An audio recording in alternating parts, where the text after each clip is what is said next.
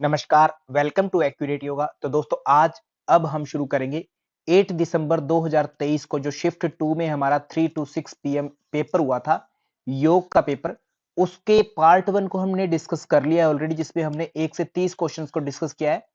इसके बाद में अब हमारे पास बच्चे क्वेश्चन कंटिन्यूअसली भेजे जा रहे हैं, बहुत सारी कॉल्स आ रही है, हम कुछ कॉल्स का जवाब नहीं दे पा रहे हैं, उसके लिए हम क्षमा चाहेंगे। आप चाहें तो व्हाट्सएप कर सकते हैं। अगर इमरजेंसी में कुछ है तो आप स्पेशल अपना मैसेज जो है लिख करके हमें बताइए ताकि हम उस पर डिस्कस कर पाए। यहाँ पर अब हम केवल पार्ट 2 को डिस्कस करेंगे। ये भी क्वेश्चन वही है जो स्टूडेंट्स ने हमें भेजे हैं। उन्होंने एग्जाम में बैठे जो स्टूडेंट्स उन्होंने जो हमें क्वेश्चन भेजे वो है बेस्ट से बेस्ट हमने तैयार करने की कोशिश की है। थोड़ा समय है तो हो सकता है हमसे त्रुटि हो गई होगी, तो यदि हमसे गलती हुई तो आप उसको करेक्ट करने की कोशिश करें। हमारी तरफ से ये सब स्टूडेंट्स का जो एनालिसिस हमने किया है उनके सजेशन पर, तो वो क्वेश्चंस है उन पर हम डिस्कस करते हैं। 30 के बाद में 31 से स्टार्ट करते हैं। तो सबसे पहले हमें प्रश्न दिया गया है 31। ये ऐसा कोई प्रश्न आया था, सूची 1 सूची 2 दोनों मिलान करनी थी। तो यहाँ पर पंच तत्व और पंच महाभूत है। मैंने एक एक चीज आपको खोल के बताई कि 18 मरम कैसे काम करते हैं, 16 आधार कैसे हैं, षट चक्र कैसे हैं, पंच तत्व कैसे हैं सृष्टि में, संसार में और शरीर में उनके क्या स्थिति है। तो जैसे शरीर की बात करें तो हम हमेशा ही बात करते हैं, पहले अन्नमय कोश होता है, फिर प्राणमय होता है, फिर मनोमय होता है, फिर विज्ञान में होता है और फिर आनंद में होता है। ऐसी स्थिति हमने बताई हुई है। तो अन्न हमेशा पृथ्वी से स्टार्ट होता है। पृथ्वी पंच महाभूत पंच प्राण पंच जो अपने कोश है उनसे संबंधित है। पृथ्वी जल प्राण से, पृथ्वी अग्नि मन से, पृथ्वी जल अग्नि वायु विज्ञान और आकाश आनंद का प्रतीक है। तो इस हिसाब से अगर हम देखें तो इसका कूट जो है अपने सामने निकल के आता है। अग्नि के लिए मन होगा, पृथ्वी के लिए अन्न होगा, आकाश की बात करें तो आकाश के लिए यहां के अनुसार आनंद होगा और जल तत्व की बात की जाए तो यह प्राण का संकेत करेगा। नेक्स्ट प्रश्न है, सुने हुए और अनसुने विषयों से भिन्न विषयों का ज्ञान करवाने वाली बुद्धि क्या कहलाती है? तो श्रुतानुमान प्रज्ञाभ्याम अन्य विषय विशेषार्थत्वात्, ये ऋतंभ्रा प्रज्ञा से संबंधित सूत्र है। प्रथम अध्याय में आप देखते हैं तो ऋतंभ्रा प्रज्ञा इसका उत्तर होगा ऑप्शन नंबर ए।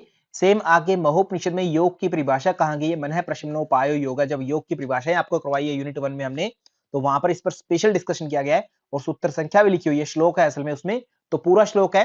हालांकि महोपनिषद हमारे सिलेबस में नहीं है, परंतु योग की परिभाषा के रूप में आपसे ये सिलेबस पूछा गया है, तो ये 542 होगा। आगे बात करें नेक्स्ट 34, तो यहां पर ये सेम क्वेश्चन डिट्टो डिट्टो आया था और डिट्टो रिपीट किया है। कहता कक्षा के बाहर outside of class hour, class में नहीं, आपको क्लास के बाहर जाके अभ्यास करना है जिसका स्किल और परफॉर्मेंस बढ़े। ये कौन सी मेथड है?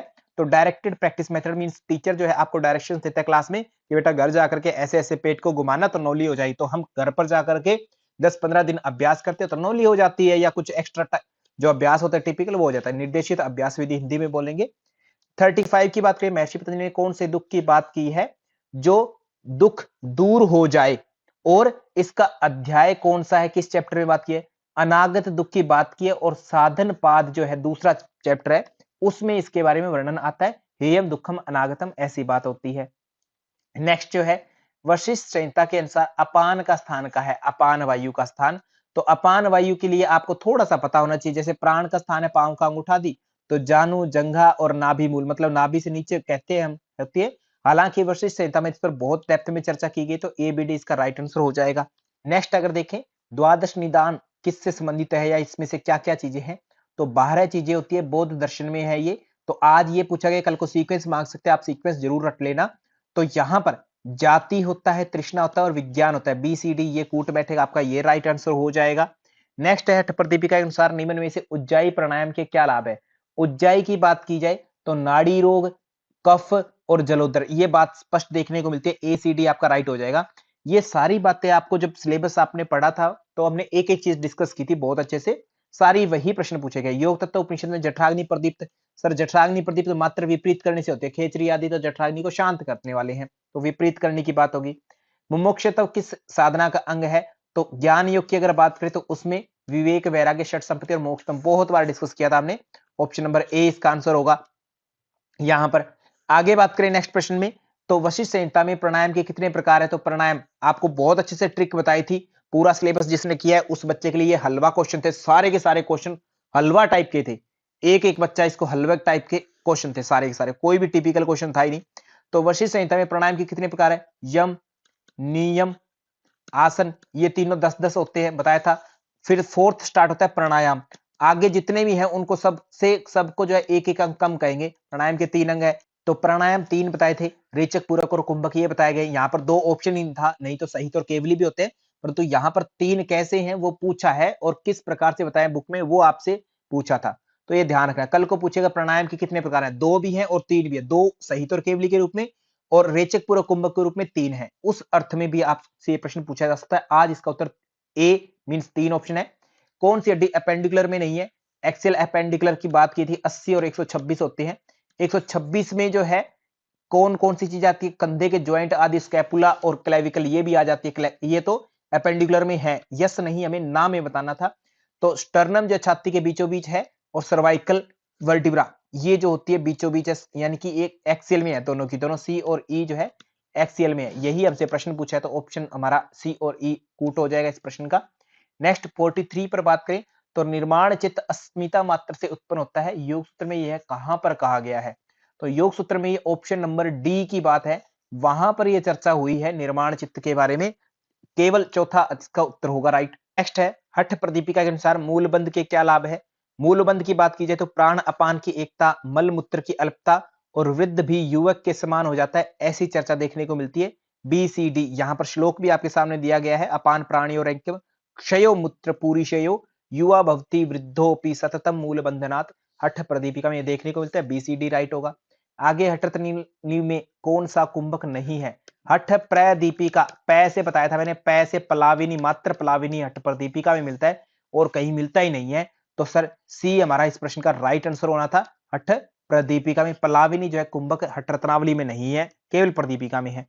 आगे 46 नंबर क्वेश्चन है, योग चूड़ामणि उपनिषद में ओंकार की अकार मात्रा का संबंध किससे है? तो जब चूड़ामणि उपनिषद करते हैं तो अकारो जागृति, जो जागृत अवस्था होती है, तो मतलब सिंपल सी बात है वो नेत्र में होगी, उकार कंठ में होता है स्वप्ने, मकारो हृदय, मकार हृदय में होता है। तो कल को यहां से प्रश्न पूछेंगे, आपको आज अकार नेत्र के बारे में पता होना चाहिए, नेत्र में होगा, ऑप्शन नंबर 1 हो जाएगा चूड़ामणि में। योग कुंडली उपनिषद कुंडली जागरण हेतु क्या क्या उपाय बताए गए हैं? तो सरस्वती चालन और प्राणायाम दोनों पर चर्चा मिलती है। चित्त कहते चंचल है और उसको कहते बांधने के लिए प्राणों पर विजय करें, और प्राण विजय हेतु क्या करें? आसन, मिताहार और शक्ति चालन, ये जो चीजें आपको बताई गई थी, तो सारी की सारी शक्ति चालन 2 प्रकार से था, प्राणायाम आदि के तरीके से और शक्ति चालन से, ये दोनों तरीके हो जाएंगे ए बी। गोमांस भक्षण का क्या अर्थ है? तो जिह्वा को कहते हैं तालू में प्रवेश करना, ये खेचरी में गोमांस भक्षण का अर्थ बताया गया। गोमांस भक्षण को जब आप पढ़ते तो तालूनी, तालू का प्रवेश, तालू में जीवा का प्रवेश, ऐसा बताया गया था। आगे बात करें 49, तो मूलाधार सूचीबद्ध करना था। यहां पर आपको मिक्सअप किया गया, मूलाधार के 4 दल होते हैं और अविरति के हिसाब से देखा जाए तो अविरति एक क्या है? अविरति जो है आपका एक अंतराय है।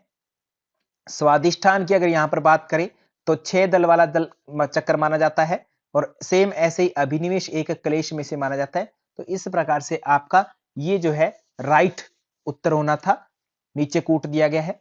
आगे हठ प्रदीपिका के अनुसार स्वास्थ्य के लिए अहितकर भोजन, जो स्वास्थ्य के लिए बेस्ट नहीं है, यानी बार बार गर्म किया गया भोजन, नमकीन और खट्टा भोजन जो है खराब भोजन माना जाता है। ए सी ई आपका राइट आंसर होना था, यहाँ पर कूट दिया गया नीचे। ऐसे ही 51 नंबर क्वेश्चन की बात करें तो हठ प्रदीपिका के अनुसार निम्न रोगों को क्रमानुसार रखना था। तो ये श्लोक में से प्रश्न दिया गया था, आप श्लोक नीचे देख पा रहे होंगे।